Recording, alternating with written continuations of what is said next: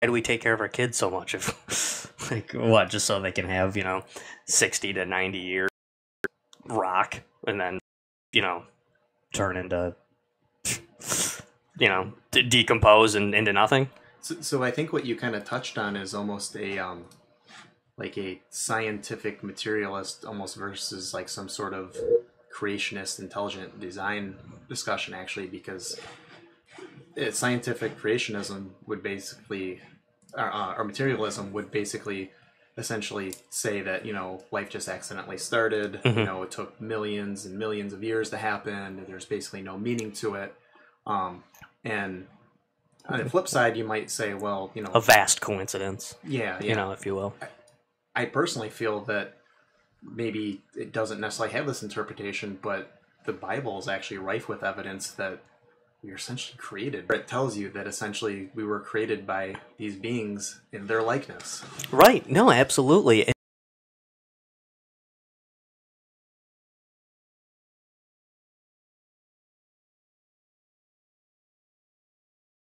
And I mean, and we're not going to maybe jump into it right this second, but I mean, I have in big letters right here on my piece of paper in front of me, was Jesus an alien?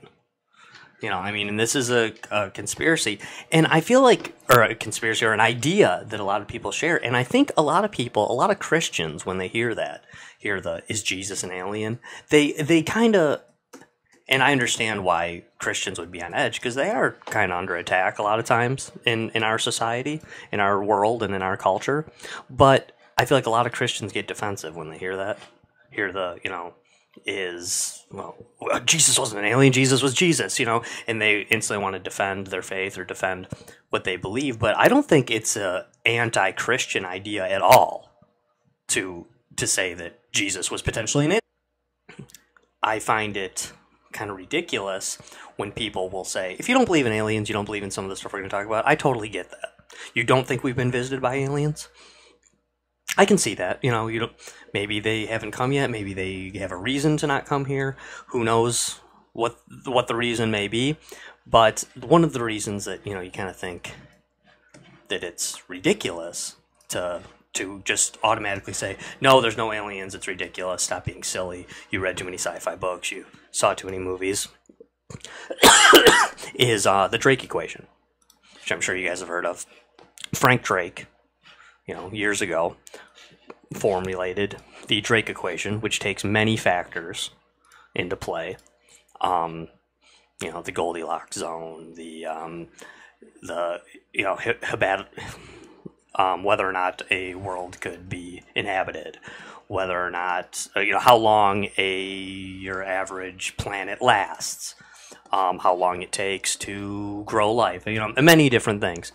And, the Drake equation basically says, and I'm no scientist, but it basically says, listen, there's 160 billion planets just in the Milky Way. Not counting other galaxies, not counting other solar systems. 160 billion planets in the Milky Way.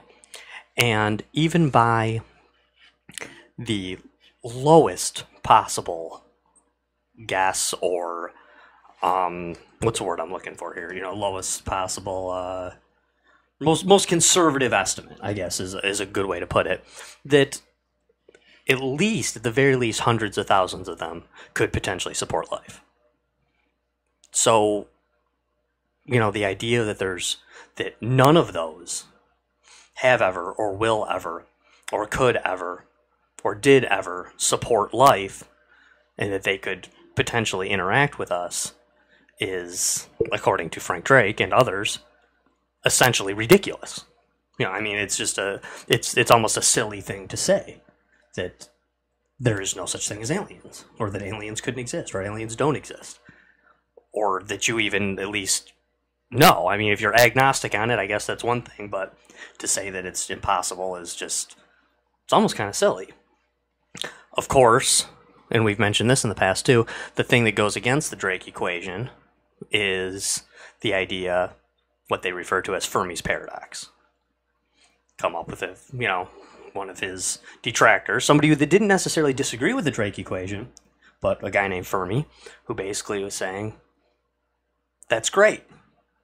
I buy into your math. Looks good. Where are they?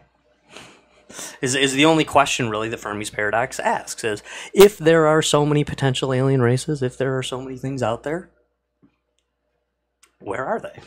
You know? And I know we mentioned this in a past episode, but one potential answer, and a lot of people don't like this answer, it's not scientific at all, and it's kind of a cop-out in some ways, but one potential answer to Fermi's paradox that you'll never hear come from a scientist is they are here and it's being hidden from us.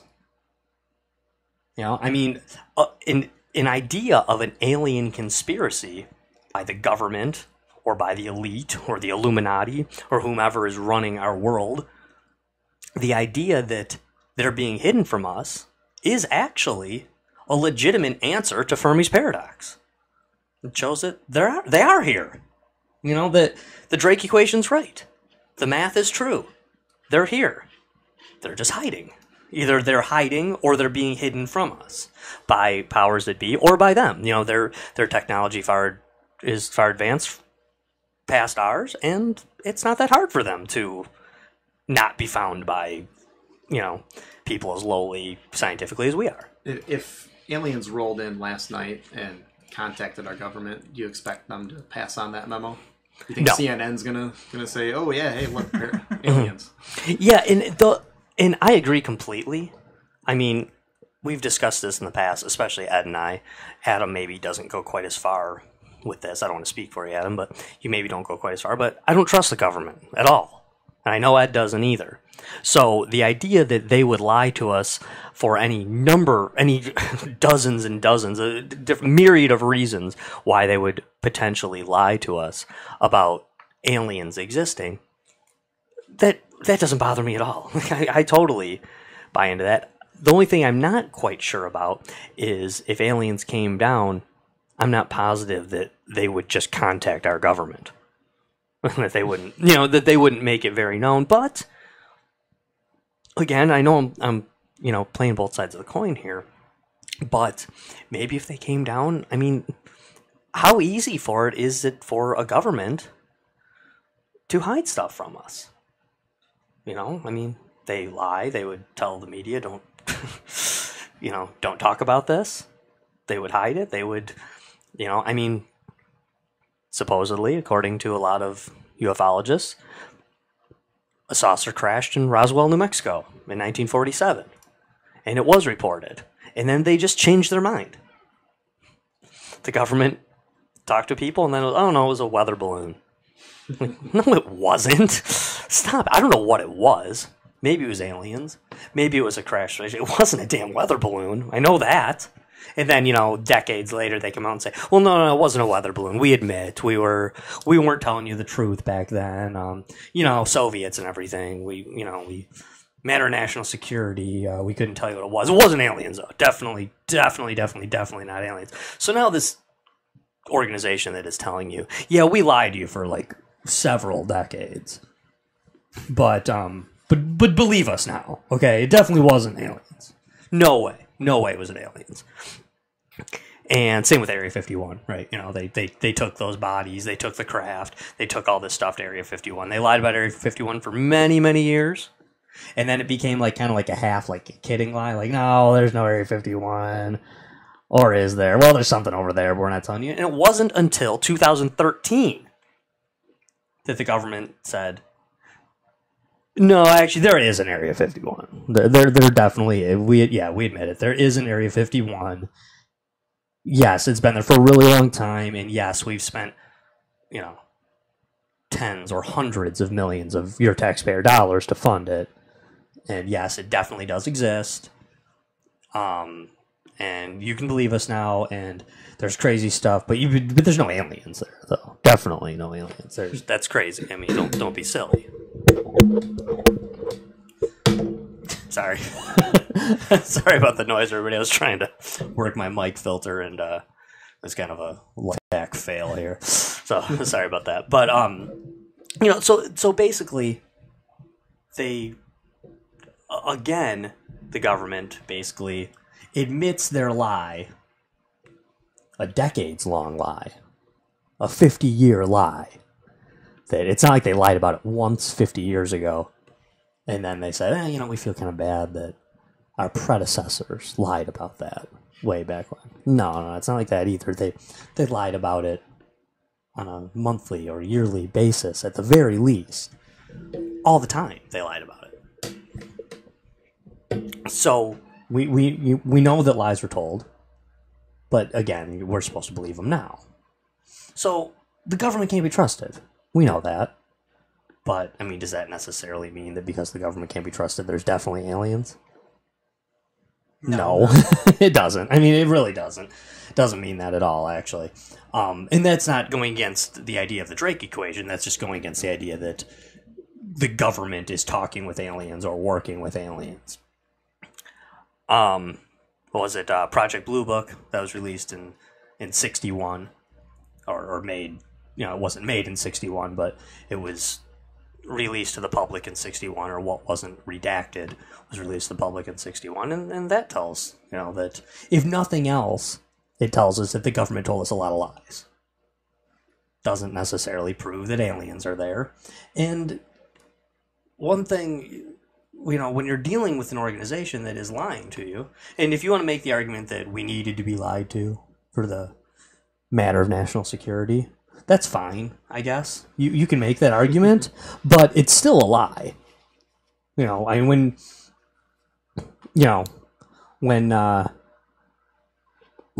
your kids ask you if you ever did drugs in college or in high school, and you say, no, those are bad, I knew they were bad, that's a lie maybe for a good reason. It's still a lie, though, if you did drugs in high school and college. What is the conceivably good reason why the government would lie? I don't know. I'm not making that argument. I mean, I'm not. If somebody else here wants to try to, make an argument, I guess the only one I could even think of would be you don't want to reveal exactly where your soldiers are right now in a war, because the other side will hear. When it comes to military strategy or something like that in wartime. Oh, like we're at war with them and we don't want. Yeah, I mean, if you're at war with Germany in 1944, you don't want the news reporting exactly where your troops are located. Because they can get that information in Germany too. So I guess that would be an example, but why you're still lying about it 10 years later, or 10 months later even, that makes no sense. Or why because I'm not even one of those people that buys into the idea that you can't tell the people because they'll panic. Maybe it's because they're working together? Right. Aliens and the government? Right. Correct. And that's what Project Blue Book talks about. That's what a lot of these things talk about, is that as early as Harry Truman, the government knows, according to some, the government knows that aliens exist. They have a presence, they're working with them. And that basically then when Dwight Eisenhower is president, that they actually, sit down and have meetings, the aliens and the press, or the aliens and the government, and basically come up with ground rules. And when you listen to this conspiracy, unlike a lot of conspiracy theories about government, the president doesn't even look too bad in this conspiracy theory. They're working out a deal. We're going to let them abduct a few people every once in a while to be able to do their things. Try not to hurt them. We want to be able, the aliens want to kidnap some people and dissect them and mutilate them. And the government says, no, how about cows? Does that work good enough for you? Can you maybe abduct cows and rip them apart and dissect them? And is that close enough? On people's farms, and it's this deal, this back and forth between them, and then in turn, our government gets technology, right?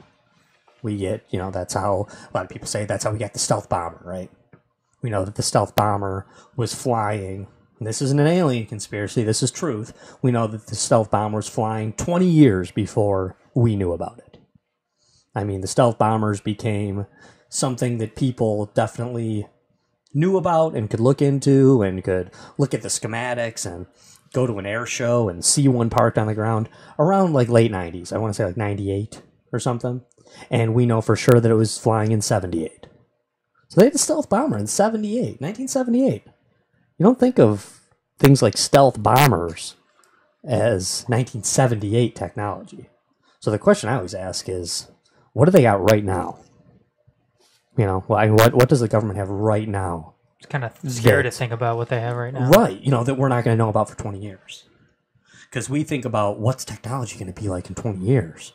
What are the cell phones going to be like in 20 years?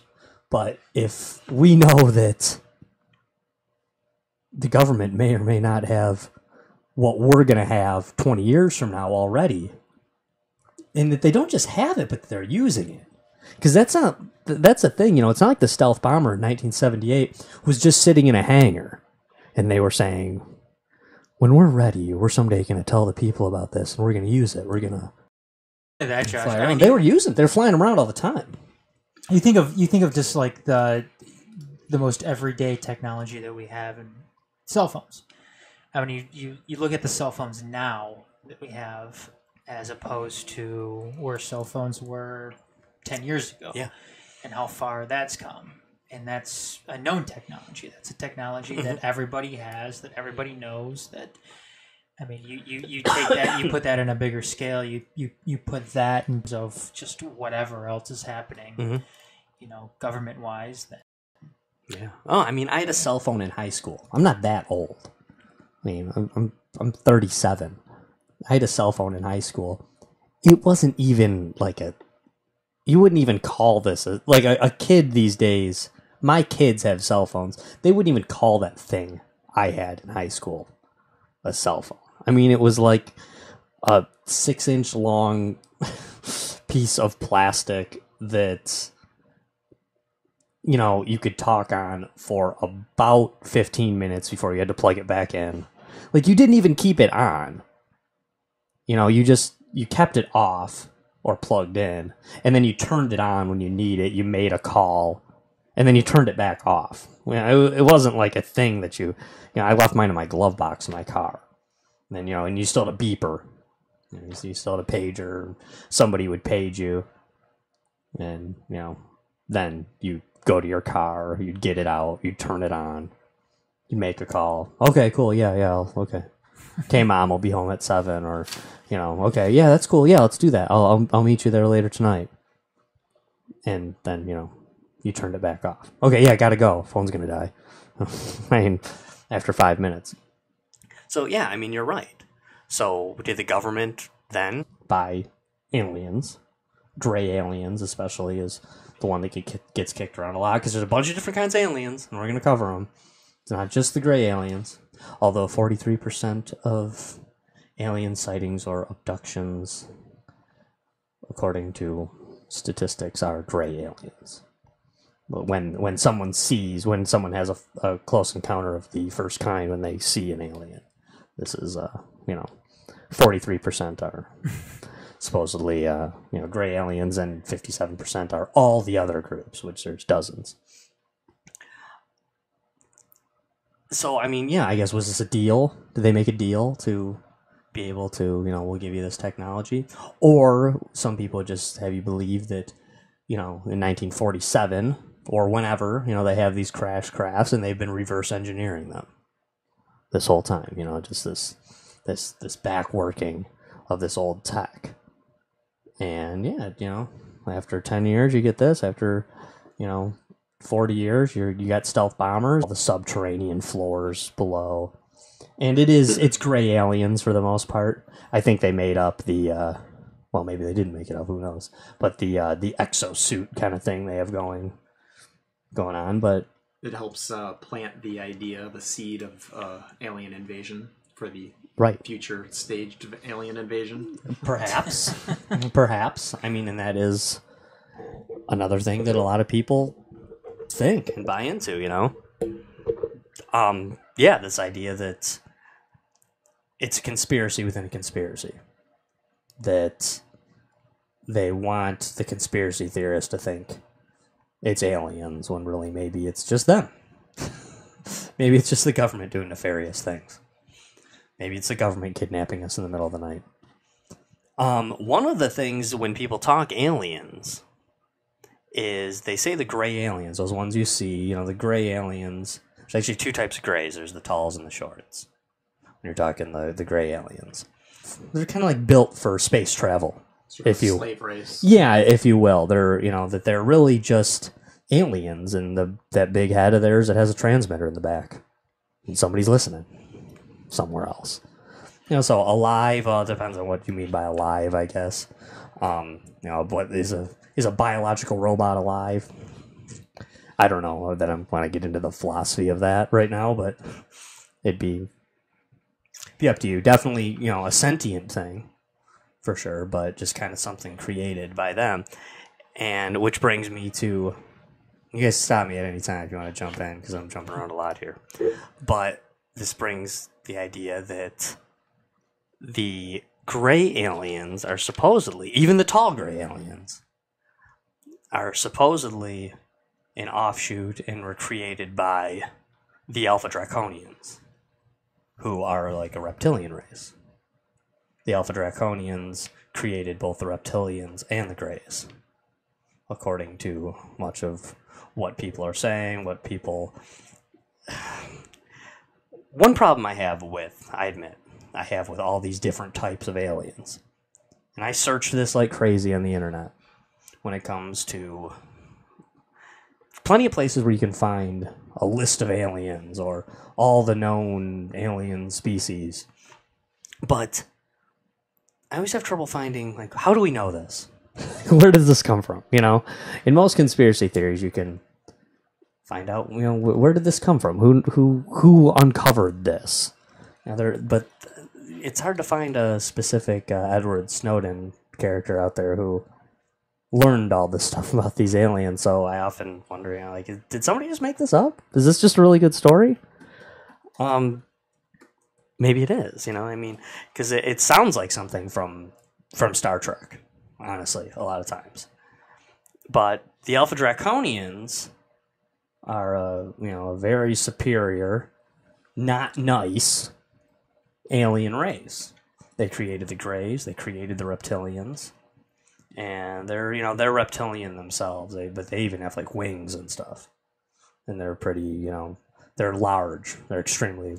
I want to say they were something like 12 to 20 feet tall or something. The Alpha Draconians, and the Reptilians are a little smaller than that, but still reptilian, and they can potentially be shapeshifters as well. This isn't directly related, but goes into the David Icke, however you say his name, stuff, where he says, basically that the elites are really all a bunch of shapeshifting reptilians that are,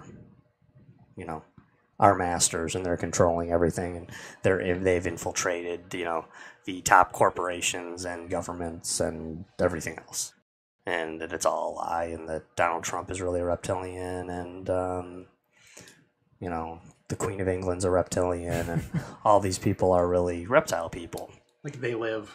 The movie. Yeah, yeah, kind of, yeah, pretty much. And it's all over the internet with people supposedly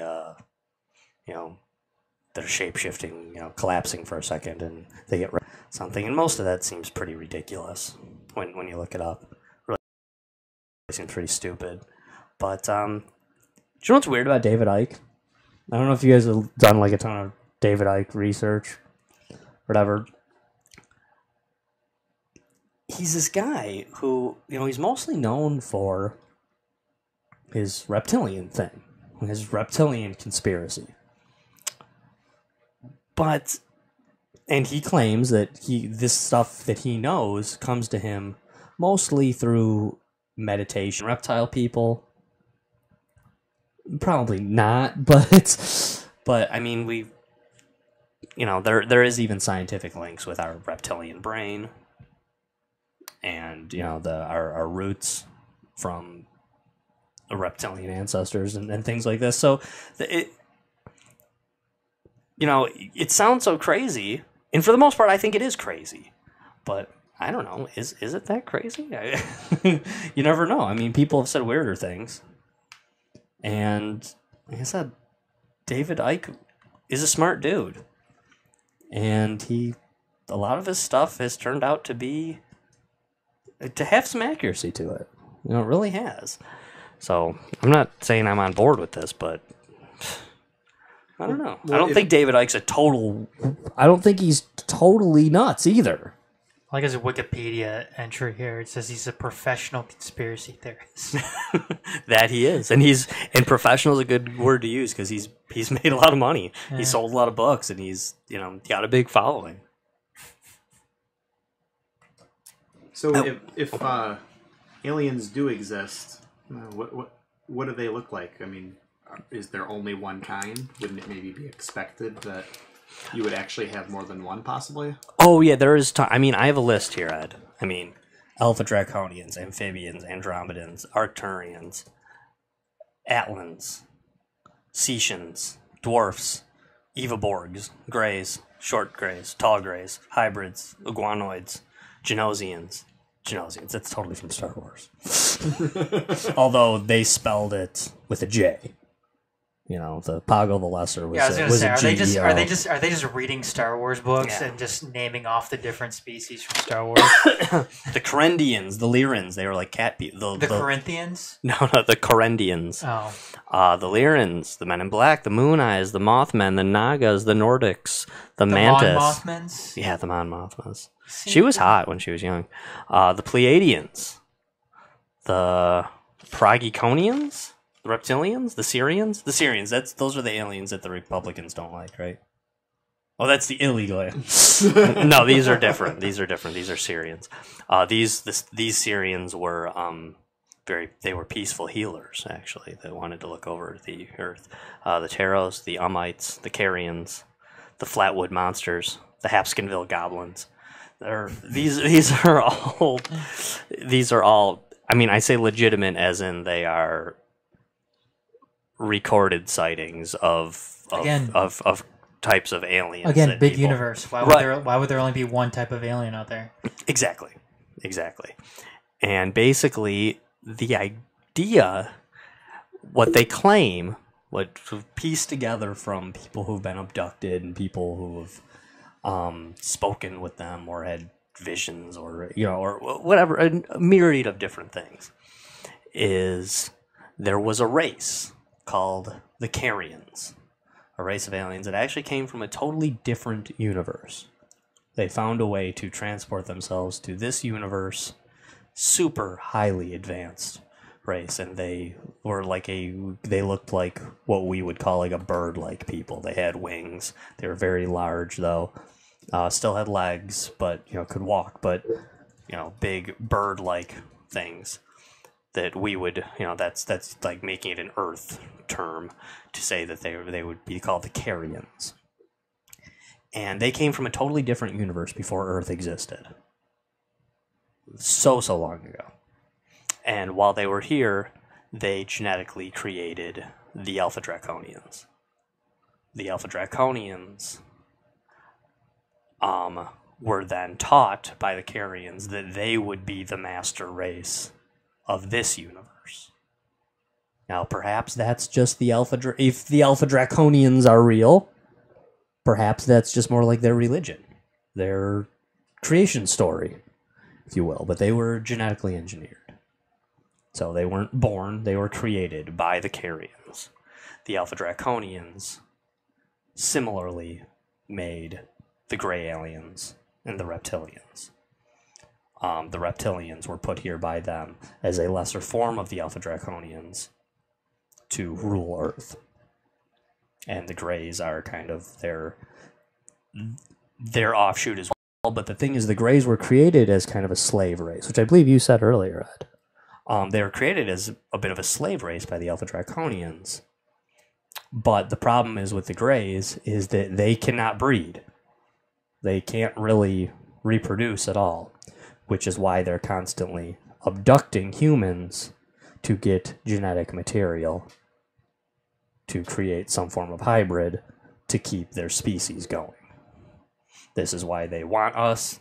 this is why they come take us in the middle of the night and take our semen and our ovaries, and why they, take pieces of our skin and implant stuff in our bodies and record us and watch us and steal cows and mutilate them, and why they do what they do.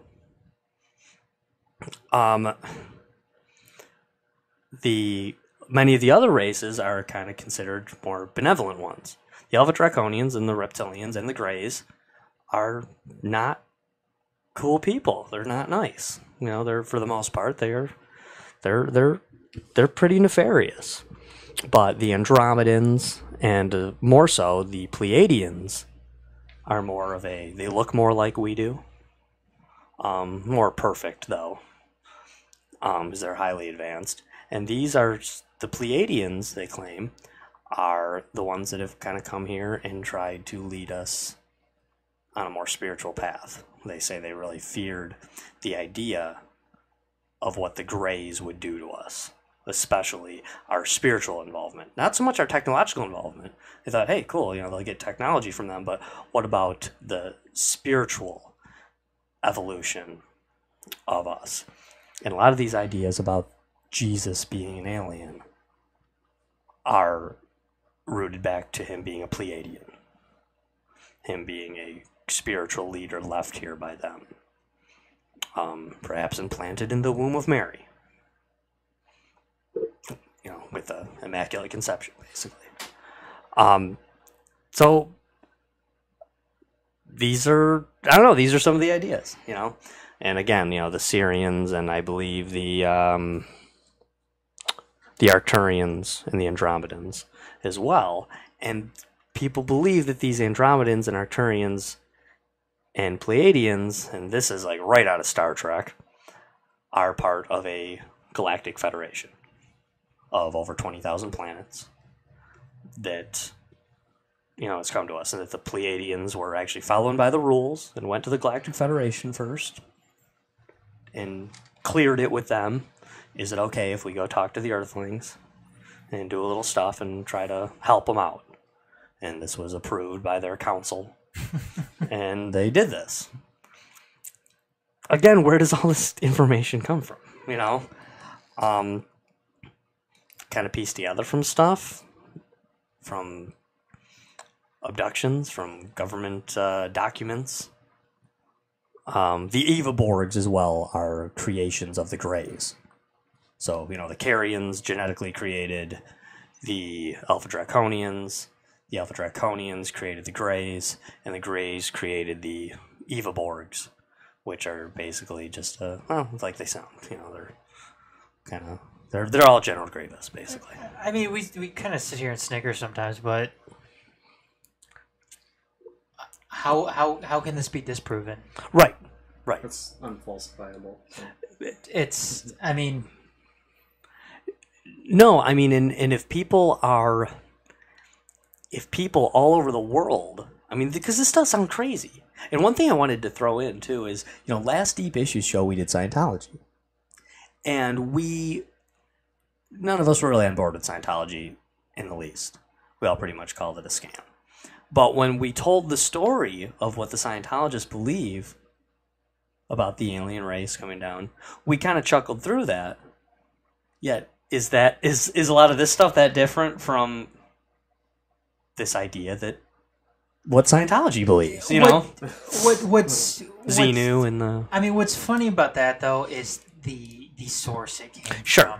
from. I mean, the source it came... I mean, L. Ron Hubbard has been... He was a sci-fi author. He's a sci-fi author, exactly, and he's been proven to be a con man as well. Right. So that's why you sit there and you snicker a little bit that he's developed this story to tell people to get money, not so much to have them believe in it. And just when you put that further into context, when it comes to if you go and you pay this amount of money and you keep on doing these different, if you keep on paying for this audit counseling, then eventually you're going to get to the Xenu story. Mm-hmm. I mean, that's just where it becomes a little... Pretty weird. It becomes weird and ridiculous. But how are a lot of these alien conspiracy theorists any different when they're just selling their particular brand of Perhaps they're alien not. conspiracies. Perhaps they're not. But I think in that sense, though, L. Ron Hubbard was playing and profiting off of people's beliefs, spiritual beliefs, as much as they didn't want it to be a religion. But I think that's where a big difference lies. And at least, and one of the big differences too is that at least when these books are written about this stuff, it's not hidden from people. They're written, they're published, and yes, people make money off them. But they do at least cite their research from people that have been supposedly abducted by these aliens and have talked, and they've pieced together, 2 dozen, 3 dozen, couple hundred people who have supposedly had interactions with these, and they piece together a story. L. Ron Hubbard's idea of where did this come from was just, well, I just know. He just knew because L. Ron Hubbard. Because he didn't like psychology. Right. Yeah. I mean, yeah, and we do know that, although I'm not always a huge fan of modern psychology either, or 20th century psychology, we do know that L. Ron Hubbard was deemed crazy by several people, by professionals and by people within his own life, like his wives that were just trying to get away from him desperately. So, and his kids, who said, yeah, he was he was not only crazy, but he was a pathological liar. But these they at least give reference to where they learned this information. Is the reference all crap? Maybe. I mean, it could be, but I guess at least they were smart enough to reference their reference, or or something.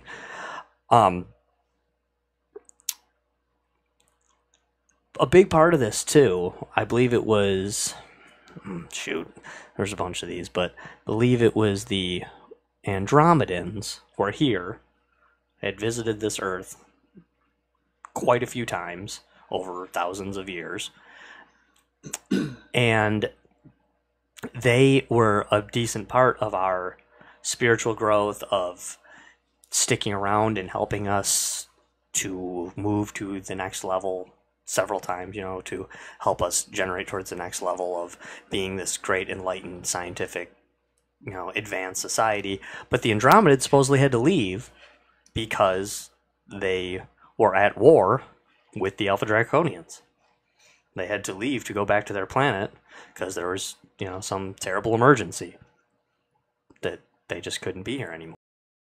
And this is a big part of it, and this goes into the Area 51 idea that several Americans who were part of the military, engineers, contractors, military men, Green Berets, have claimed that they've seen Area 51, they were there, and that there are certain areas of Area 51, certain floors, certain spots where it was no longer controlled by the government. They were actually war zones where there's literally two different groups of aliens and they're fighting.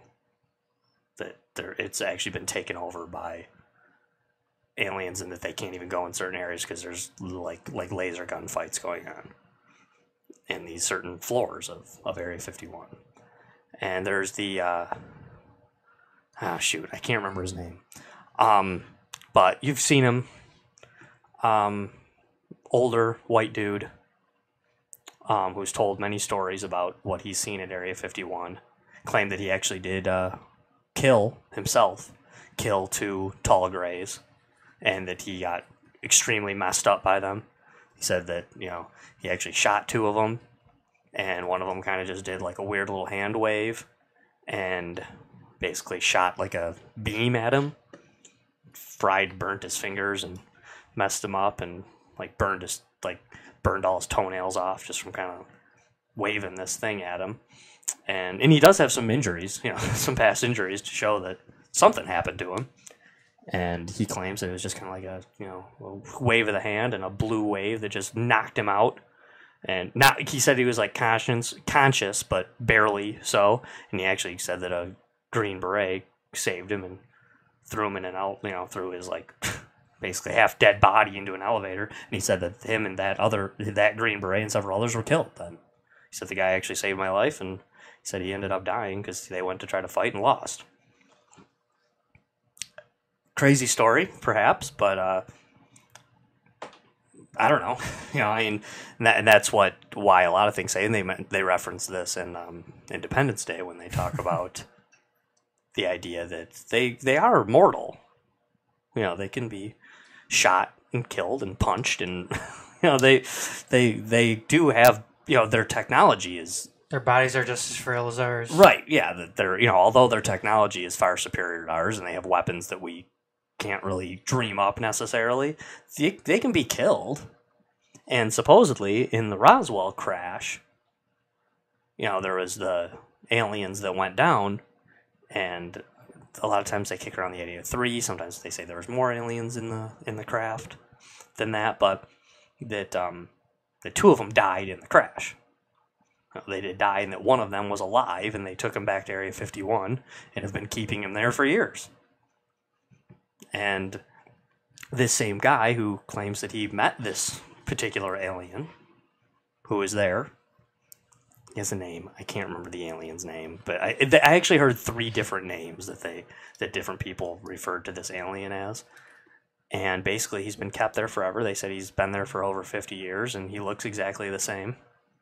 Doesn't look like he's aged a day, and he claims that his species lives to what that their average life expectancy would be like 490 by our by our years and they say he's still there, and he hasn't aged a day, and they basically he's a captive though. He's held there by them, and they said that he's fragile and he can speak with them, but that his IQ by our standards would be about a 1200 IQ. He knows hundreds of languages and can speak with people, and he's one of the reasons why they've been able to reverse engineer a lot of this tech. They claim the dude's still there in Area 51 to this day, hanging out, just being the resident alien that they ask questions to, hang out with, talk to. And there's several people that have said this. He's the ambassador. Yeah, kind of, I guess, or captive ambassador. Yeah. However you want to call it. I mean, again, all this is crazy, but if I buy into this stuff at all, it's because you have these people who've come out and tried to say it or record it or said stuff on their deathbed. And a lot of it just, a lot of the stories seem similar. They just, and you can say, well, they heard the other story and then they copied it. Maybe, but a lot of these stories seem similar. And same with the abduction story, is that a lot of people's abduction story sounds similar. They sound the same. They talk about the same kind of aliens. They talk about the same kind of ships. They describe the ships the same way. They describe what they did to them in the same way. And you gotta wonder, is this happening?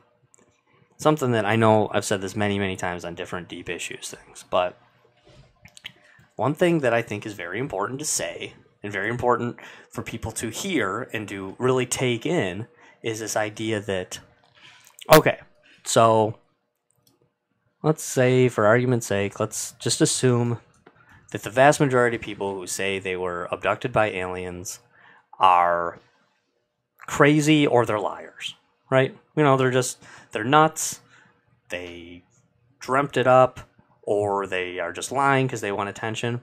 But if 99% of them are full of crap, 99% of them are wrong, and only 1% of them were actually abducted by aliens, then there's aliens.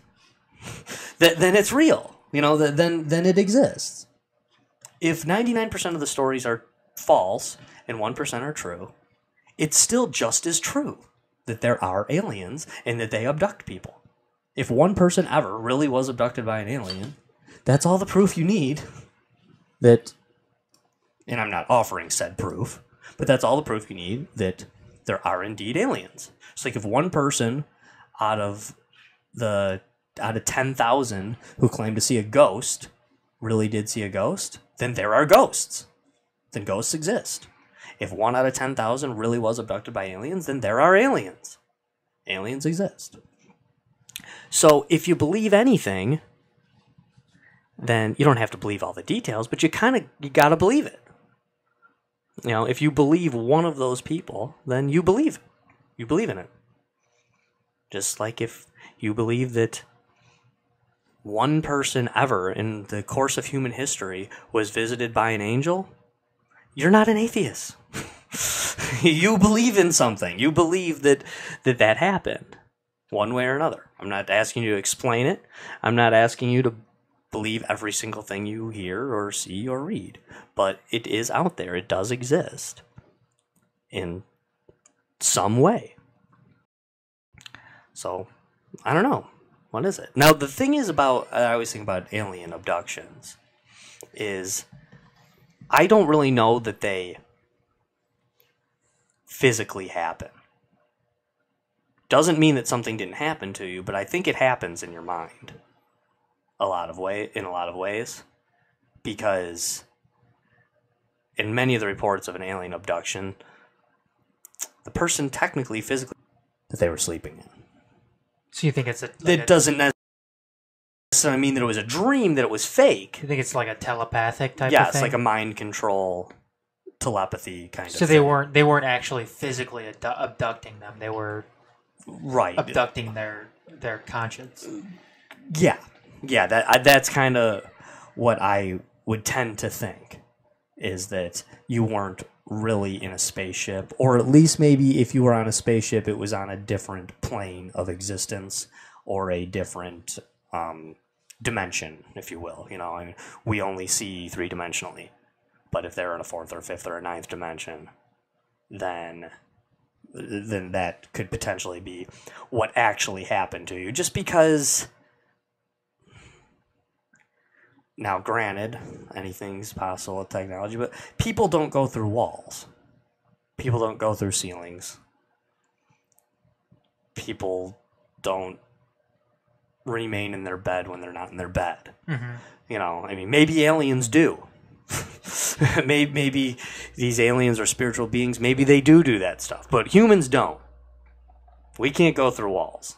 You know, we can't go get beamed through ceilings. Again, you know, I'm not saying that no one's ever been in an alien spacecraft. Maybe they have. There's a very good chance that some people have. But I think that this idea that, you know, you're sleeping and you wake up on the operating table with the gray aliens over you and they're injecting stuff into you and your eyes and stuff, I think it happens on a different plane of existence, and that physically you never leave the bed. You never leave the couch. You never leave the spot you were actually in. Because, I mean, really, when you see these, a lot of times, you know, no time technically passed. Or, you know, your wife didn't notice that you were not in bed as you were in the alien craft all night.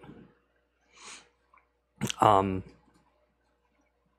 know, I think it's more than just a dream, perhaps. But another question I would ask, you know, we talked about how maybe the government's lying to us. I'm pretty sure the government's lying to us about a lot of things. Are aliens aliens? Or is it something else? Are they really space aliens from a different planet? Or are they something from a different plane of existence? Are they us from the future? Are they biological robots that the government made right here on Earth? You know, I mean, this is kind of, you know, I mean, do we know that because this strange thing came to us that they're aliens? That they definitely came from Alpha Centauri or Mars or somewhere else? Well, kind of like how it's something that's a UFO isn't necessarily alien, but just unidentified. Right. It's a flying object that you couldn't identify. No, I mean, definitely. And that's why a lot of the, you know, a lot of the conspiracy guys, a lot of the alien guys like to talk about IACs along with UFOs. The UFO could be anything. It very well could be a a lot of UFOs. In fact, I think this would be more common, even if you believe in aliens completely. A UFO, I think, is much more likely to be a secret government craft. It's more likely to be the Russians doing a flyby in one of their crazy new planes that we don't know about yet, or the government testing something. But an IAC, an identified alien craft, is something different. That's something when you've seen it, and you know that this is of alien origin, and I don't know how you know that. I guess you saw the little green men pop out of it, or you saw the gray aliens, or you saw where it came from. I saw a dude do a thing. We've all seen the piece of paper thing where when you're talking about folding space, fold it in half and put the pen through it, and then or put a pencil through it, and then you see that this is how you would get from one side of the galaxy to the other. Fold space. What's that book they're doing in another movie that's coming out soon? With the string, they use that example. The fastest way to get from point A to point B is not a straight line, but to bring them together. Yeah, and this is the idea of a wormhole, fold space. It's appeared in many, many scientific, but I saw a different version of it that kind of showed. I know most people aren't watching on TV, or watching here where you see it. But if you are watching on Facebook Live, you can kind of see it. I can kind of show you. I saw somebody kind of do a little trick here. I'm doing a crappy job for this, but basically because people always say that when they see a alien craft that it doesn't seem to be flying. It skips around when they see the UFOs. They talk about how it kind of you see it, then you see it over here, and say, well, how's it flying? It's not flying. But to them, they are possibly flying in a straight line. I don't know. Can they see this, Adam? This piece of paper, if they're watching on Facebook Live? They can't. I mean, it's on the desk. They can. Okay. They can't see I'll draw the straight line on this kind of folded up piece of paper, because the idea would be that you are manipulating the area around you, or folding space in a smaller level, not from one side of the galaxy to the other, just from, Detroit to Chicago or something. But in their mind, the way they're flying, it's in a straight line, such as this, like the straight line I drew on this piece of paper. But we see it like that because it's just jumping. So it looks like you see it here, you see it there, you see it there. But really, they flew in a straight line. They're just skipping that segment of air, if you will.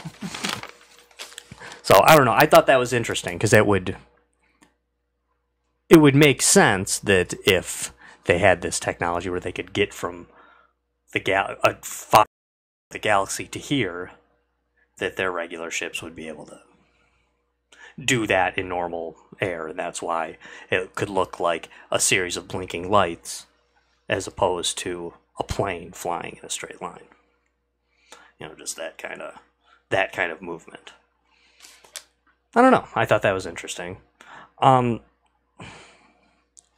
don't know. So much to talk about here, but all right, let's totally jump off of that, because there's something I wanted to bring up, because I know, Adam, you and I have talked about this off air before, but crop circles. Adam, I know you used to say you used to make crop circles, right? I did it a couple of times. It seems like crop circles have largely been debunked as individuals going out and doing it themselves. That's what I was going to say, is that crop circles are something that I know I just said some crazy stuff and then went out of my way to say, let's not discount this stuff, even though it sounds crazy. But crop circles to me are totally bunk. They're total crap. I mean, I've seen websites, I've seen demonstrations on how people do this with just basically rope and a board, mm-hmm. and they would be out there all night. And they are, I believe there's this one mathematician in the United Kingdom that did a lot of demonstrations on how he did it using just rope and a board. And Really? yeah, I mean, it was interesting to watch and interesting to see how he did it, but Interesting to see how it was fake. yeah, well, just the just the complexity to because they are very complex and they are they're it's not something that's easy to do, but if you've done it for a while and you practice it, right? And what happened that perhaps they're a map being shown to other aliens. Now you fly overhead and you see this, or it's information, it's mathematics in this circle that is being displayed for a different alien race or for other aliens of their race that are going to come here later and see this, and it tells a message. And I just think, like, don't aliens have cell phones? Like, I just like that seems dumb to me. Like you have all this advanced technology, you can fly around, and they don't have an alien internet they can post this on somewhere, a message board or alien Twitter. Yeah, I feel like that when we were trying to wrap our heads around the technology of this in 1950, the idea of crop circle maybe worked, but I just feel like no. I mean, just let somebody know, don't you? Like send out a transmission. Like, dude, we have hashtags for that now. Right. It makes no sense to me. You'd think if they came here, they would instantly be able to figure out our internet and, find something on the deep web that would give you the answers you need. I'm glad we don't need to talk too much about crop circles because they seem pretty ludicrous to me.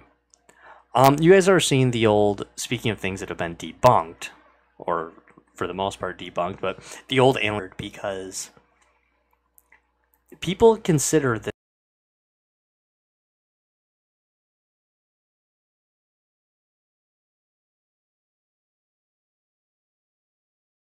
this story is total crap and that the video is fake. But the only thing that's ever been proven to show that that was fake was that the guy that released it came out and said, yeah, that alien autopsy video, that was fake. Now, that should be damning information, right? That the guy that released the video or made the video said, yeah, that was fake, it was just something I made. But if there was a vast government conspiracy to cover up the aliens, you don't think they would be above showing up at that guy's house one night, holding a gun to his wife's head and saying, come out tomorrow and tell everybody that video is fake? I mean, nothing about the video itself, as far as I could tell, and if I'm wrong about this, I'm wrong, but as far as I can tell, nothing physically about the video itself has ever been debunked. I did see some I don't know if you want to call them documentaries or anything like that, but I know that there were studies done into those videos, and they were looking at every single aspect of it, from the alien itself to the type of clock there was on the wall, and whether or not that particular clock was available when this video or when that video was supposedly made. So, and a lot of those, they said no. I mean, a lot of the stuff in the room wasn't available at that time. So I don't know. I'm more skeptical about the alien autopsy video. And I don't blame you. It's just what would you learn if you watched any of the recent documentaries about the JFK assassination?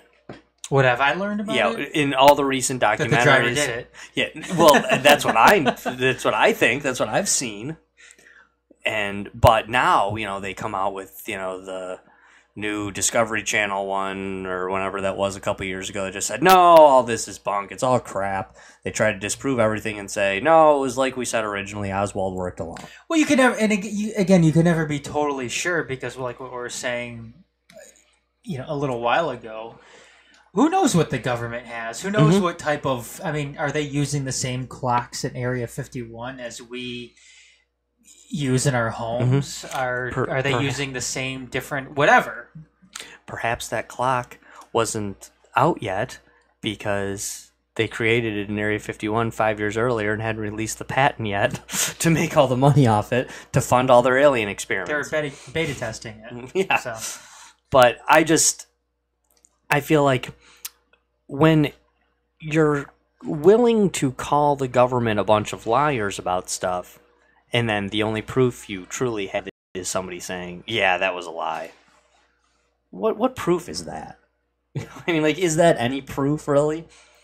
When we talked about JFK, Adam, one of our favorite Deep Issues shows ever was our JFK assassination show. We talked about aliens that day as well.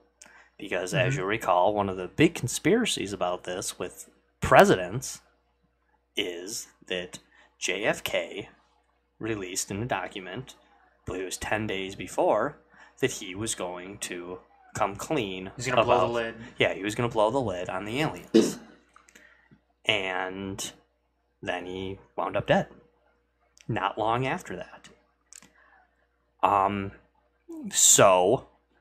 you ask the question, well, why have none of these presidents come clean about the aliens? Well, maybe that's the first story they tell them after they take the oath of office. Is yeah, you've heard of JFK, right? You know aliens. Yeah, JFK. Yeah. You know what happened to JFK? Yeah, here, read this file. This is going to tell you what about your first meeting that you're going to have with the aliens next week, and there's been some presidents that have decided to try to come clean about this. Actually, only one, John F. Kennedy. So, JFK was a pretty smart dude, right? I mean, you can't become president without Correct. a couple standard deviations above the mean for IQ. Right. Agreed. Wouldn't he kind of understand that there was a risk in this? Why not just say, hey, instead of telling people about it, one day when you're on TV... just in the middle of your speech, go off speech and reveal it to everybody? Well, I don't think the idea being, I guess, that he didn't think they would do it. He didn't think there was no past precedent for killing a president for talking about the aliens at this point. Really, maybe he couldn't. I mean, I guess is...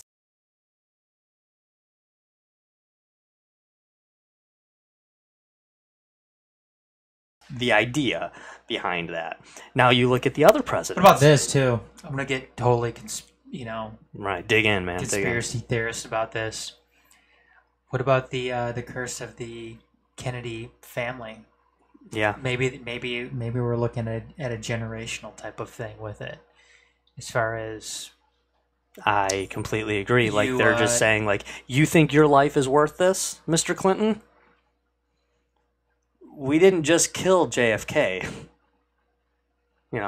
We killed his brother, and we killed his son. And,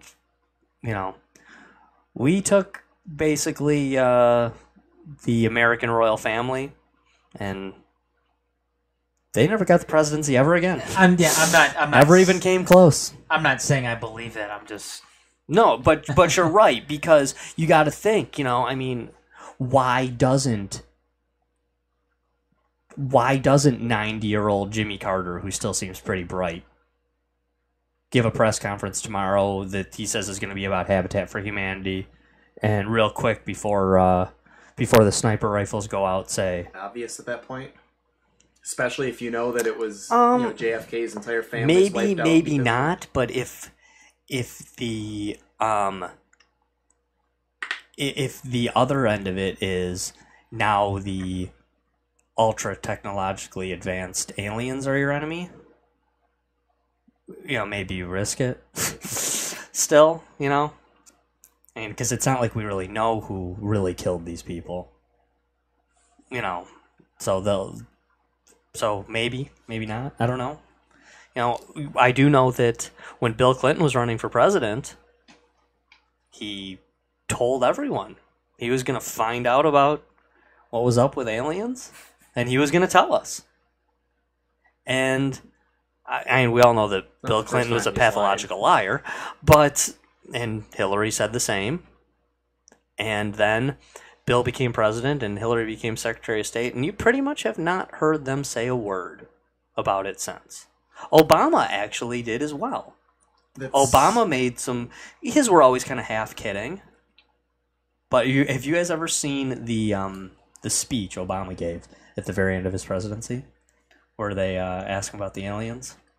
Now, a lot of people kind of write this off as, oh, he's just kidding. He's just being Obama. And Obama's kind of giving the speech, and he's talking about everything that happened while he was president. He's bragging, just doing his thing, but it's to a semi-playful audience, basically. And he's saying, hey, we did this, hey, it wasn't all roses. We did the, but we made it through it, and, the economy and all this. And he kind of makes a joke about, which did happen. Remember, there was the issues with the pirates. Were they Somalian pirates? Yeah. He was, he said, yeah, there was the economy, there was this, there was that. He goes, there was pirates. He goes, remember the pirates? That was crazy, right? He's like, everything happened except for the asteroid or the aliens or something. And somebody kind of says well, what about the aliens? And he's like big pause.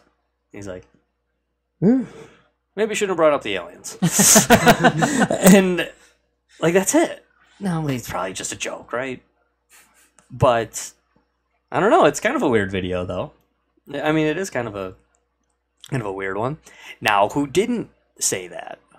Because Reagan made some comments about it too, and nothing came of it with Reagan as well. So you'd be lumped into that. But who didn't you hear make comments about?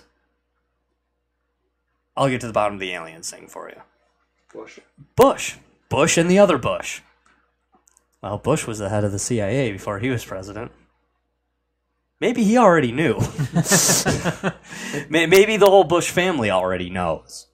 I think there's a lot of pandering there because they know that it would be such a huge impact on every single last person on this planet if you definitively knew one way or the other that there was some other form of life out there. It would change your life for the rest of your life, not something you can undo. And it's a huge curiosity. It's one of the reasons we're talking about it tonight. Just do aliens exist? And everybody has their theories and what they believe. And I think that really kind of excites people, and a lot of people buying into sort of the mainstream lies actually believe a politician and think, oh wow, they're gonna get in. And yeah, Hillary would have told us if she got in. Bill would have told us. You know what, Ed? I don't disagree with you when you say that it won't change our lives, but say the government does come out tomorrow. Say yes, there is alien life forms. We do have one in Area 51 right now that we are talking to, communicating with. Yeah, that's going to be the biggest story of your lifetime. Until one of the Kardashians has a kid. It's going to be one of the biggest stories. Not only that, but that since the government's coming out saying it, it's probably half truth. But my thing right now is that, okay, aliens haven't, I mean, on our everyday life up until that point, have never had a huge impact on it. I mean, we still go about, our with our regular jobs, our our regular just daily dealings. 5 years from now or 5 years from tomorrow, unless there's some type of alien invasion, is our life going to be that much different? Well, obviously, you're still going to have to cook dinner tomorrow. Yeah, the aliens aren't going to do it for you, but philosophy. Or are they? Your philosophy about life, everything, that's viewpoint on this. Just because, okay, so let's say, for instance, and I know that Adam did put in the addendum that, sure, if aliens attack your city or something, well, then that obviously is going to be really life-changing. But say tomorrow we find out that, yes, there is an alien at Area 51. They have an interview with him on, 60 Minutes. C-SPAN, yeah, C-SPAN. C-SPAN 2. And then 3 days later, we find out that all those alien races I listed off, that they all exist. And then 7 days later, 1 week later, after that, aliens bomb Moscow. Do you still have to go to work tomorrow? Well, I was going to say yes. Trump.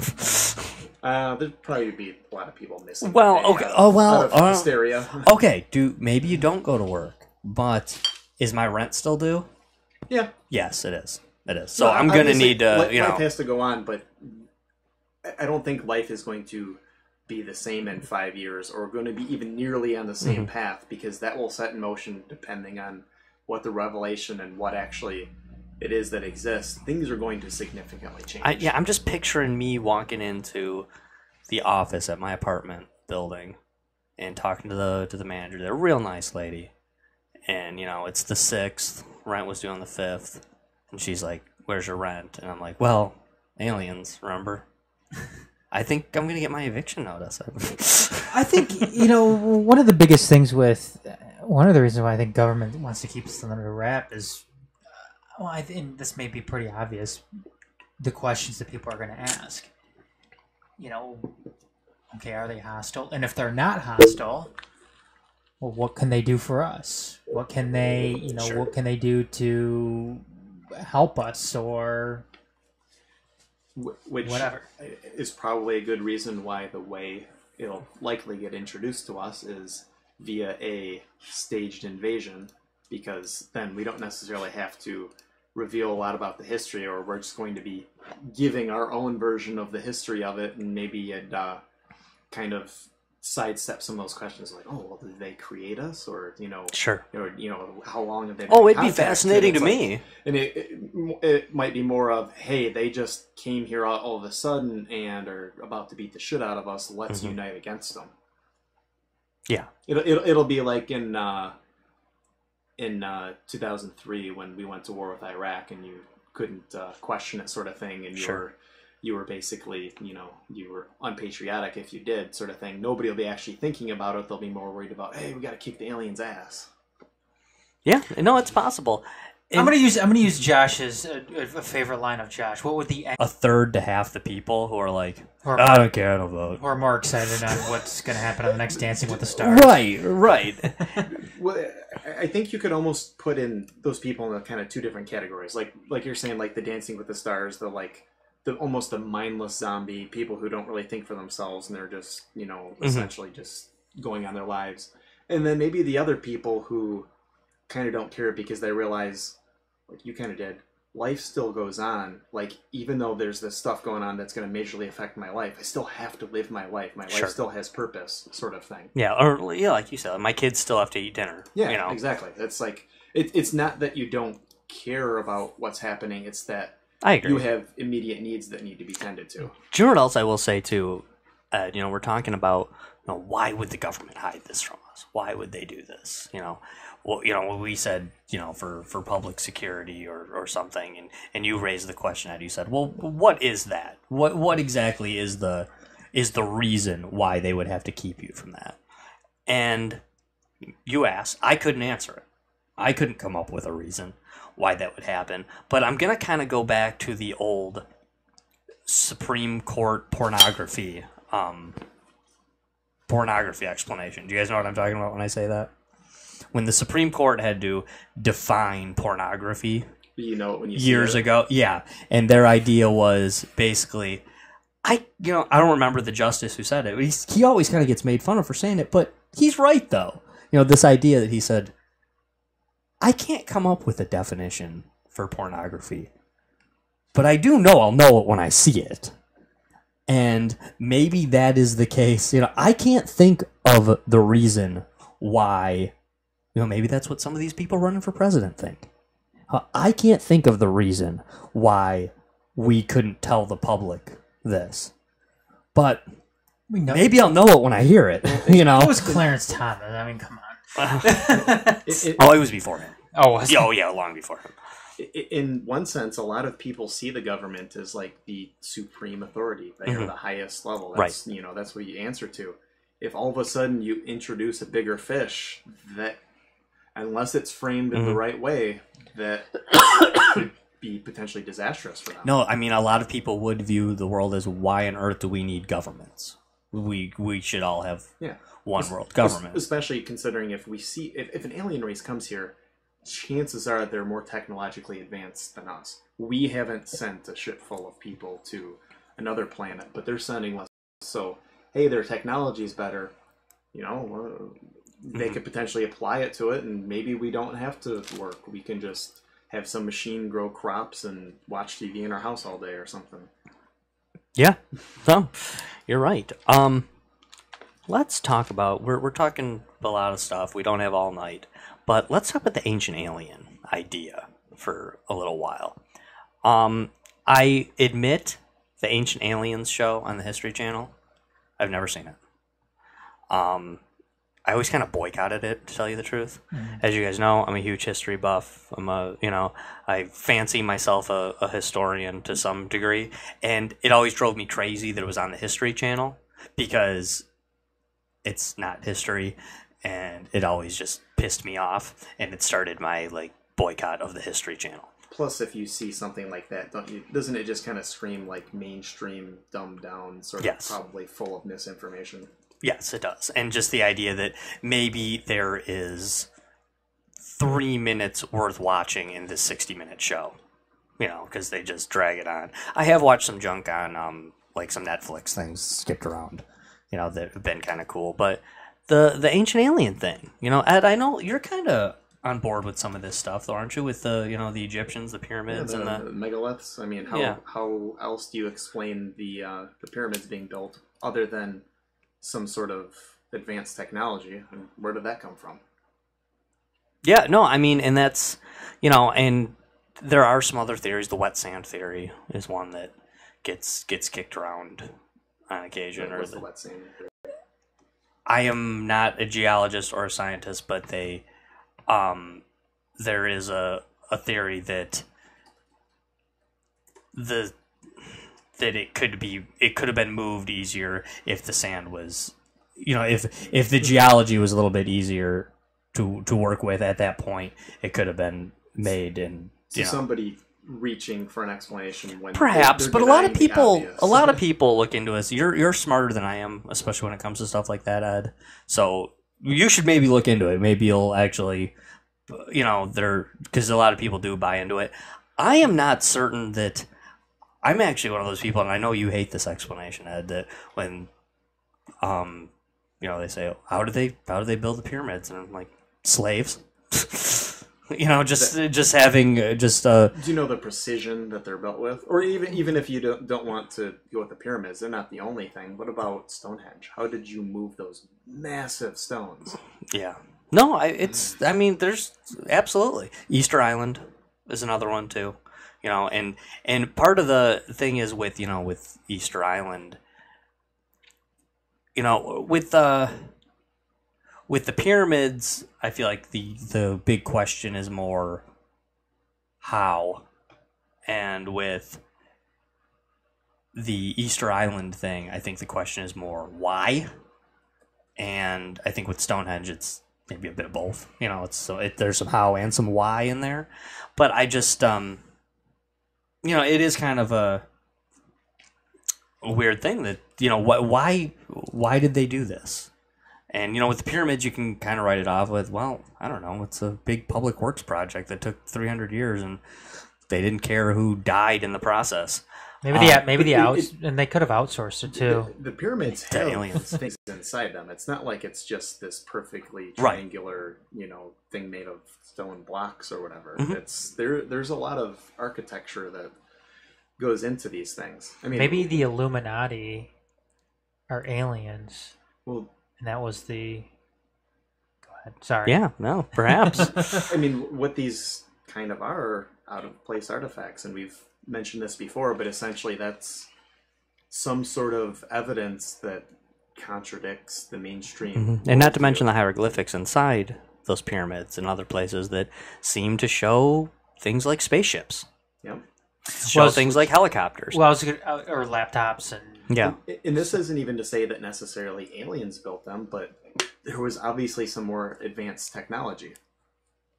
Perhaps. Now, Ed, one thing, and I don't mean to put you on the spot here and call you out on this too much, but yeah, no, I know it's fine. I know you like it and appreciate it, because I'm not acting like I have any answers here either.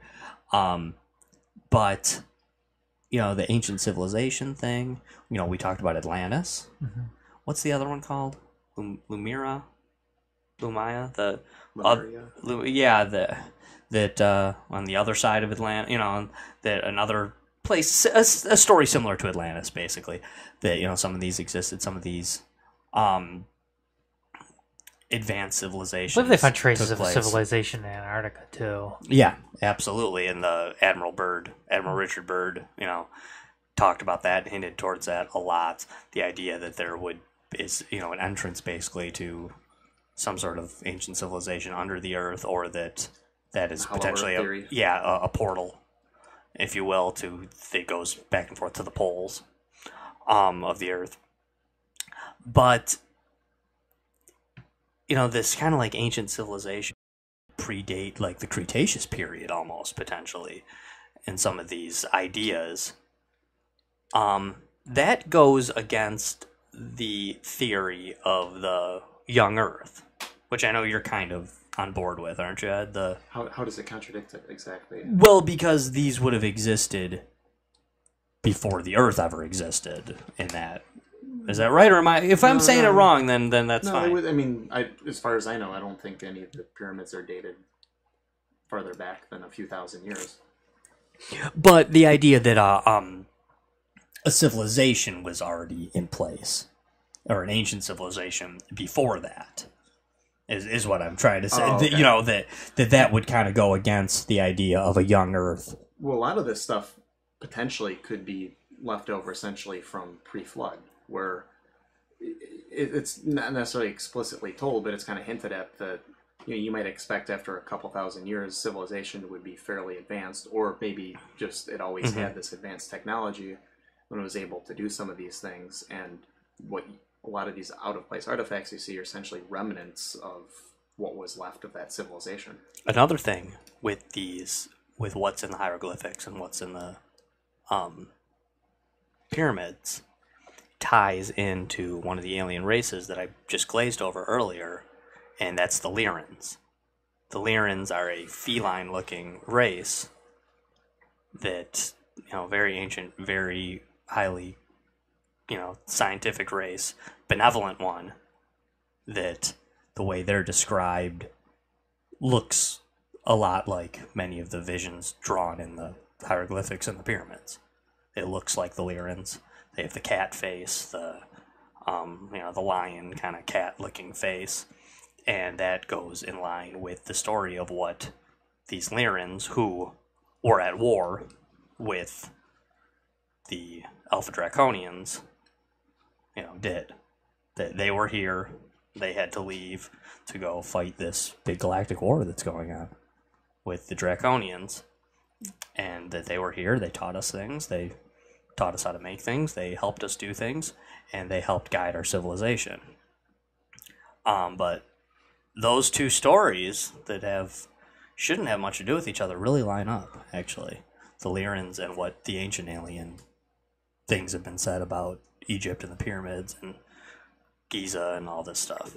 So, I don't know, that's definitely there, and the Lyrans were supposed to be part of this galactic federation that, it's a pretty benevolent organization, and basically you had to have this galactic federation, if you will, that has been hinted at by people who have had visions or been abducted or spoken with people, that you'd have to have this galactic federation to combat these Alpha Draconians who have this basically sense of entitlement given to them by the Carians, that they own this universe and that they will destroy anything to get it and to keep control of it. I don't know. Just another thing to think about, I guess. Another thing too, when you're talking about the ancient aliens aspect of things here, is there's been a lot of paintings, whether they're from the medieval period or the Renaissance period, or is the Romantic period as well, when you'd have look like UFOs, flying saucers in the background. There's this one that I'm looking at right now. It's more of a Romantic period painting done in the early 1700s. It's called The Baptism of Christ, which is interesting because you were talking earlier about Jesus Christ actually being an alien. Also Pleiadian, perhaps. And this one, it looks like a UFO is beaming down on Christ being baptized, and Yeah. it's really quite crazy. And Yeah, and I know there's- the painting you're talking about. Cool painting. And there's again a bunch of different ones that are out there where there's hints and different items within these paintings. That Yeah, and you ask, well, like, why did they put that in? Why would they draw that? Or I mean, were there stories that, oh yeah, by the way, when Jesus was here, there were people saw a lot of this stuff? Yeah, and yeah, I don't want to try to equate the Jesus aspect. I don't want to direct any direct correlation Sure. to Jesus and UFOs, just because during the medieval period, that's all they painted was religious Sure. themes and Jesus But, Christ I mean, and stuff you're like that. you're the art historian here, Adam, not I. But wasn't that a commonly done thing at that point because it was so required by the monarchies of the day that paintings have a religious idea? Didn't they used to kind of make it a religious painting but show you what they really wanted to show you? I mean, it wasn't that the idea of like the David statue was that the guy he wanted to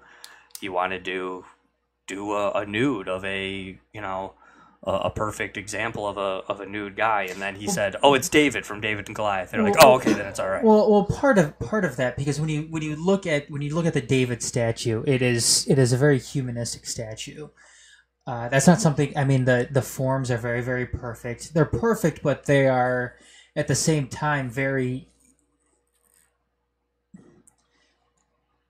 very what's the word I'm looking for? Artistic? Very precise to Okay. what the human form actually looks like.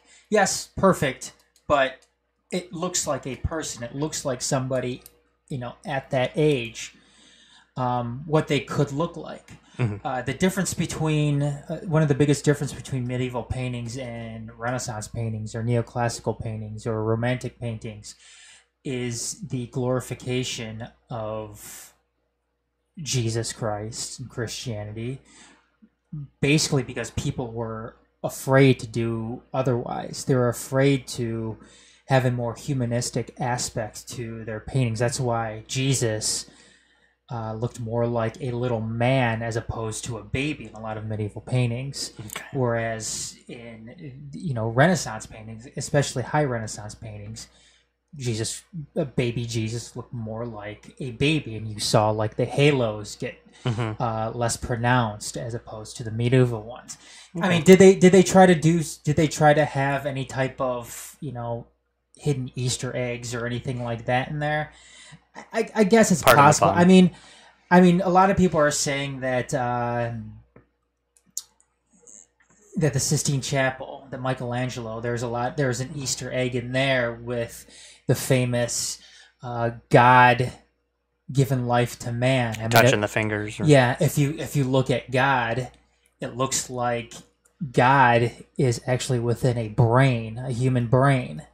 A lot of people are saying that, was Michelangelo trying to say that God is only a figment of our imagination, an aspect of our imagination, a figment of our imagination, or is that just a design that he liked? So, I mean, or was he trying to say that he was all knowing?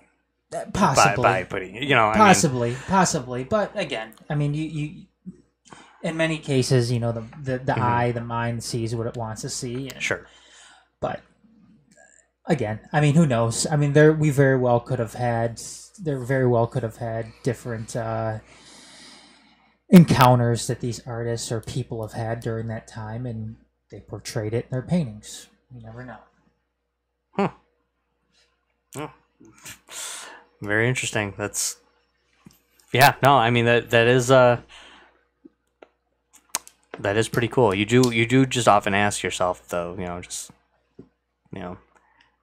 why did they draw that? Why did they do that? And well, some of them are very more. They're much more apparent than a lot of other ones. I mean, a lot of other ones just seem like, oh, you're looking at that could just be a star, or that could just be, a shape that they use to kind of balance the rest of the painting out with. right.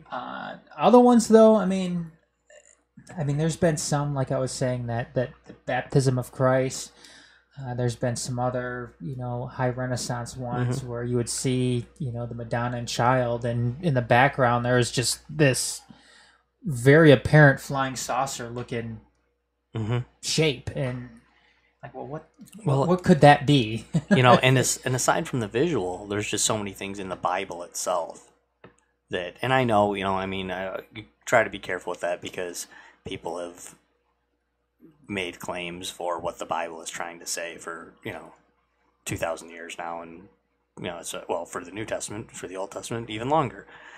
And a lot of times people, like you said, just read what they want to read into certain aspects of it. But there's definitely things in the Bible that in Revelations especially, and Ezekiel especially in the Old Testament, that really seem to reference things like aliens and robots, and Enoch has a ton of it. Yes. Of the Nephilim. Yes. All the fallen angels. I mean, that perfectly fits into, it basically tells the story of good versus evil, of all these alien figures basically fighting over things on Earth. Mm-hmm.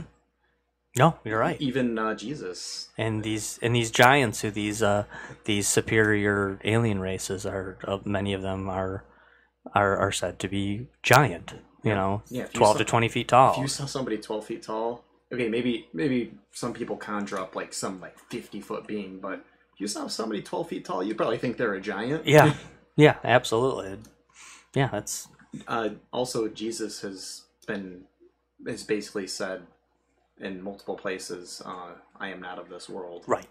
Which, why do you say that otherwise? Oh, maybe he's trying to talk about not this planet, but of the way this world is or something. But maybe he actually meant what he said. Yeah, exactly. Like, he really was actually just telling people that I'm not of this world. I'm going to teach you some things I'm going to guide you spiritually, like the Pleiadians, like the Lyrans, like these alien races that we've talked about.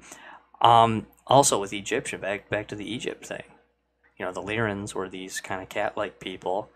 And some believe that is why you almost had this cat worship going on in Egypt at the time. That they thought that cats were connected to this race of people that they met that looked like cats. And they thought, in Egypt, as they often talk about, the punishment for killing a cat in Egypt was death. They viewed a cat almost really on par with a human in that way. They didn't think cats were smart like humans. They didn't think that, but they thought they were, important enough that, no, you kill a human, you get the death penalty. You kill a cat, you get death penalty for that too. You know what's kind of weird too about, I don't want to say it's weird, but when you look at a lot of these religions and the emphasis on the sky and the heavens. I mean, in Christianity, Jesus ascended into heaven. When he was, when he left the tomb, and even with Egyptians too. I mean, what was their god? Is it Ra, the sun god? What do these have in common? It's looking up to the sky, and I wonder, you have to think if there's any connection with that, with aliens coming down from the sky. Sure. Did Jesus teleport into a spaceship? Yeah. And ascend? Did he just walk into a spaceship and ascend into the heavens? That's another thing with the Egyptians too is the big heads. The sculptures, it shows the people with the big heads, the big, the large brain in the back, and some people write that off as, it was just a artistic interpretation, or it was just them showing that this person was smart, so they didn't really see them as having a big head, but they just had a bigger brain. And that seems dumb to me. To me, you had your best artist in Egypt doing a sculpture, if they came up with that afterwards, you wouldn't keep having that dude do the sculpture. You'd be like, you're fired. You suck at this. That's not what humans look like. But maybe some people then did look like that. If their leaders were the hybrids of these aliens that taught them things and the humans that they selected. And, you know, that is a...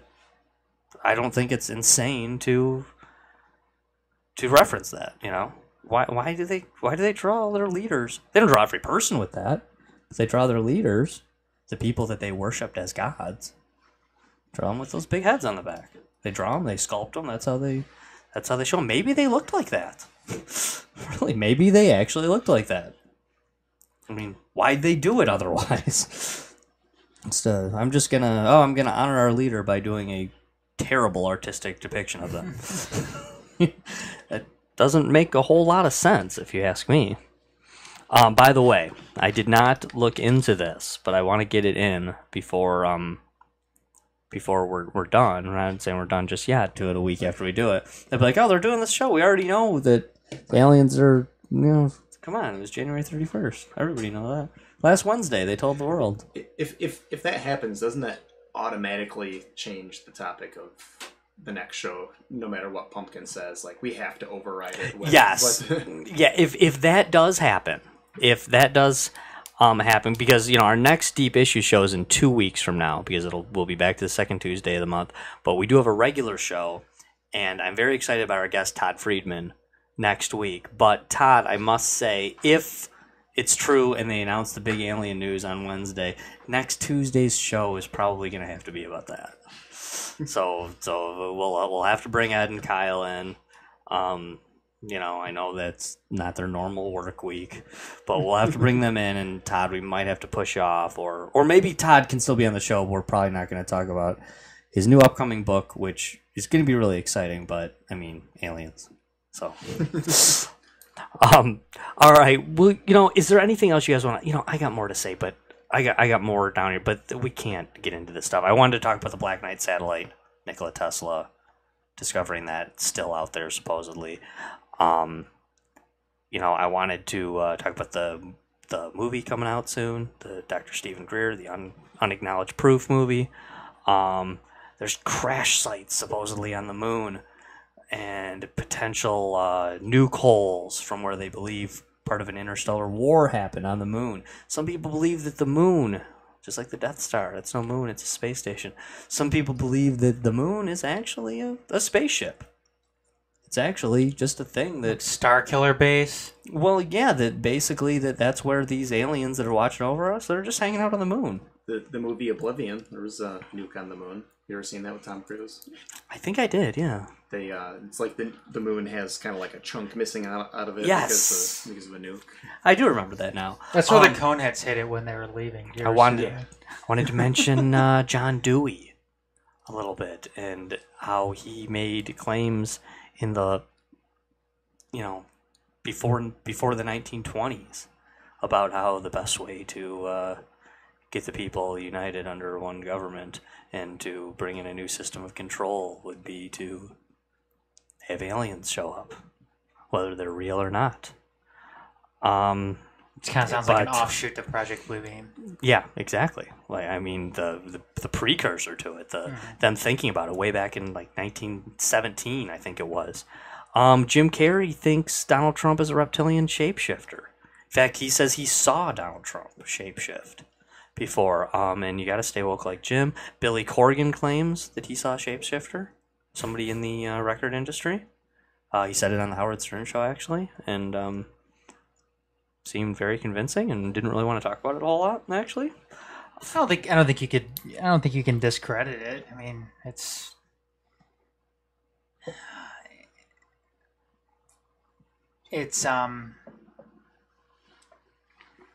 something that people, like I said, I think you would have to be a pretty naive and arrogant person to discredit it based on what? Based on what? Your own shallow thinking?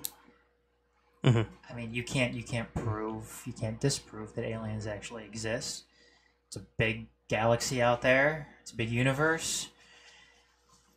you'd have to think that there's more to it than just humans. Ancient aliens, yay, nay?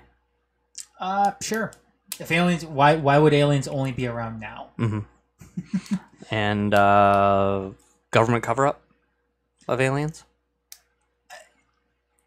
I don't think I'm going to go as far as what, as far as Ed, but yeah, I think the government knows of some type of extraterrestrial encounters. Sure. Right on. Ed, what do you think? Yes, yes, yes, and yes. Yes, yes, yes, and yes. Although I think a whole issue with this is there's so much purposeful disinformation and misinformation out there. It's really hard to be precise with any sort of specifics because you know that a lot of this stuff is purposely planted bullshit. But you know, there's probably an element of truth to a lot of it. You know, I can't say specific. You know, that maybe there are reptilians. I don't know. I know that. Yeah, it is my belief that there are some sort of alien life. Our government has probably been in contact with it, is covering it up.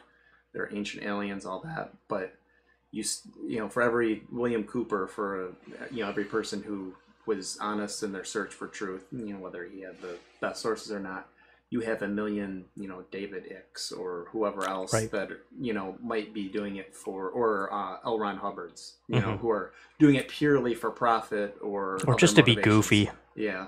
And I'm not even sure that that's all of them. I think some of them might be a combo of for profit, but also, you know what? Yeah, it's kind of government plant. We'll give you a couple things here and a couple things we want misdirected and run with it and make some money. So government cover-up of aliens? Yeah. Yay. And yeah, you said ancient aliens, definitely yes. Adam, I should have said reptilians. You think there's any chance that reptilians among us are shape-shifting reptiles? You know on that? That's the one I have a really hard time with, especially when you're talking, you know, like Donald Trump or Prince William. No, I can't. I can't get on board with that. Yeah, I don't blame you. I think most people, although they claim 12% of Americans believe in the reptile. You know what though? I'm not going to say that there's not any type of kind of Men in Black type of. I'm talking about the movie. Sure. Kind of thing going on, where you know there's aliens living among us. I mean, I don't think that's if aliens have that technology and you know they're able to do something like that, or there's a race of aliens out there that you know look very very humanoid and can kind of change how they look and to some extent. Then, yeah, why not? Why not? You never know. You don't necessarily think they're actually running everything, though. No. Yeah. No. All right, guys. You know what? I'm going to kind of throw you guys for a loop, I think. Maybe this will, maybe it won't. I don't know. I do believe in the Drake equation and the idea that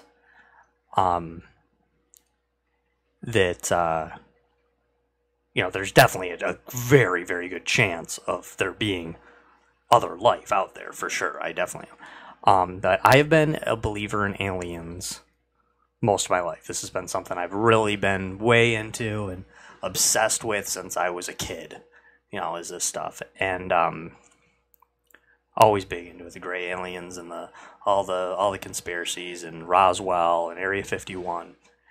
And you know, now I've really been into this idea of two different ideas. Basically an Illuminati idea that I don't know if the Illuminati really calls themselves the Illuminati. I have no idea. But I believe that a lot of things are not what they seem. I believe that there is an Illuminati type organization that is really kind of pulling the strings and that are our handlers. I also, scientifically and even religiously, am a huge believer in simulation theory. Big time into the idea of simulation theory. I'm pretty much sold on that idea. And with those big beliefs I have, the alien thing doesn't line up with them. And I don't believe it. I really don't. I don't believe in any of this stuff. Wait, you don't believe in aliens? I believe that aliens are a possibility, and that they're very well could be out there. But the alien cover up by the government, I think it's false. I think those alien crafts we see, I think they're terrestrial things created by us.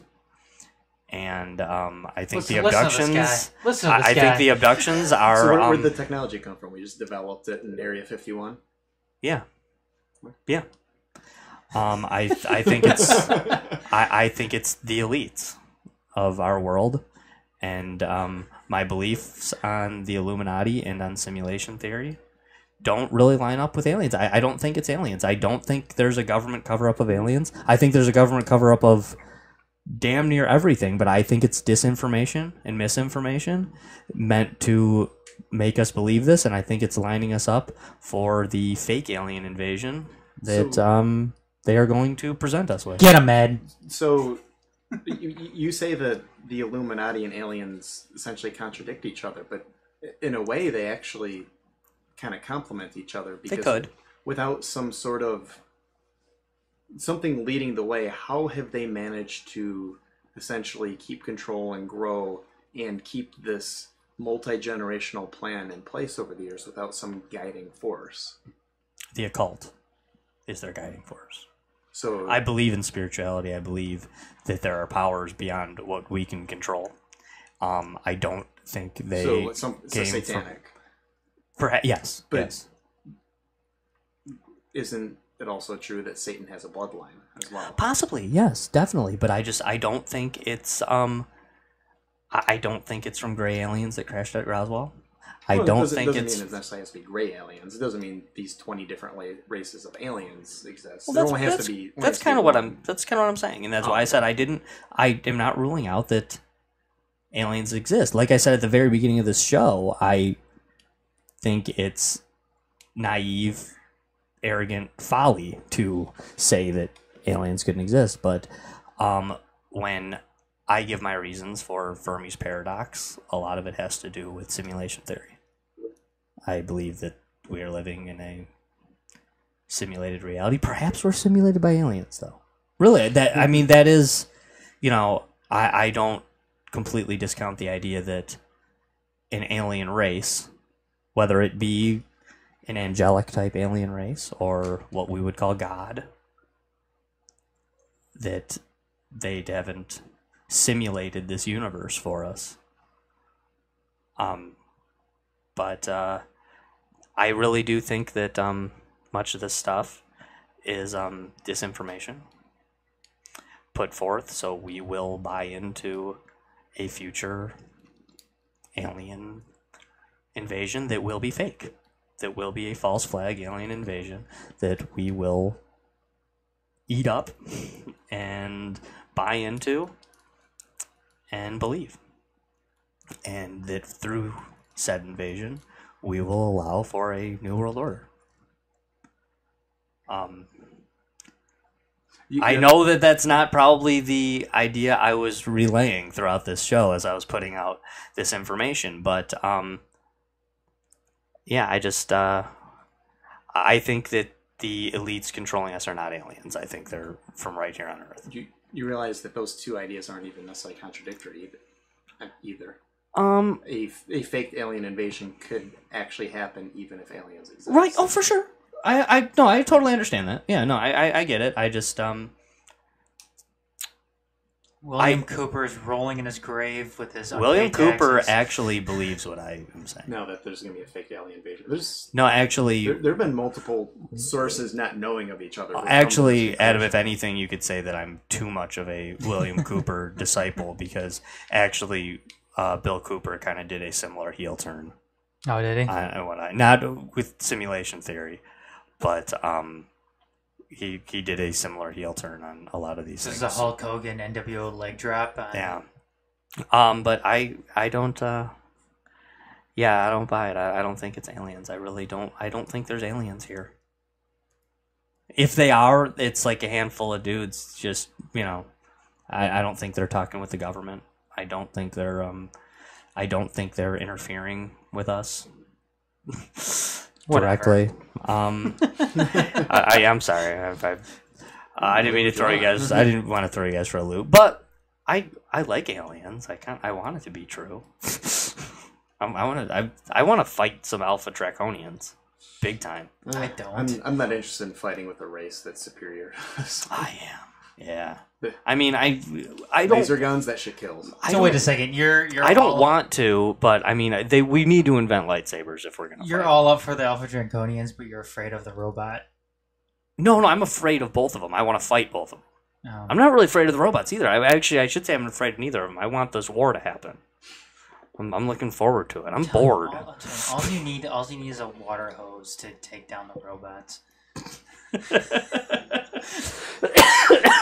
I love it when you say that. I mean, everyone who's seen iRobot knows that the robots can swim. But but anyway, we need to go to Pumpkin. Hey, this is probably the first time where I've been like the naysayer at the end of the deep issue. Wouldn't you say? I don't know. You're necessarily a naysayer. Yeah, you're right. I'm not. I don't know that you're actually even too far from us because we weren't like. No, super I'm probably committal, not. like, oh yeah, like there's actually 21. It just kind of pains 20, but it just kind of pains me to say because I've always been the alien guy. I've always been the alien conspiracy guy, but I just don't feel like it really lines up with my other conspiracy type beliefs anymore. I think that a lot of it was misinformation. You know, that doesn't mean I don't believe in aliens, though. Please know that. I mean, it doesn't mean that I don't think that there could be something out there. I hope there is, and I think there is. But never know. If the simulation was created for us, then perhaps the aliens are there, but they don't actually exist yet because it's not required for the simulation. As of yet. You ready, Ed? yeah. All right, here we go. Ooh, getting light in there. Yeah, it is getting light. All right. Maybe someday we will dig into Pumpkin and realize there's only one thing in there. Which could be kind of cool. All right, Ed has reached his hand into Pumpkin, and Adam will now read to us what the next deep issue will be, which will be 2 weeks from today. That date will be 13th. February 13th. All right. That deep issues is cults. Ooh, okay. All right.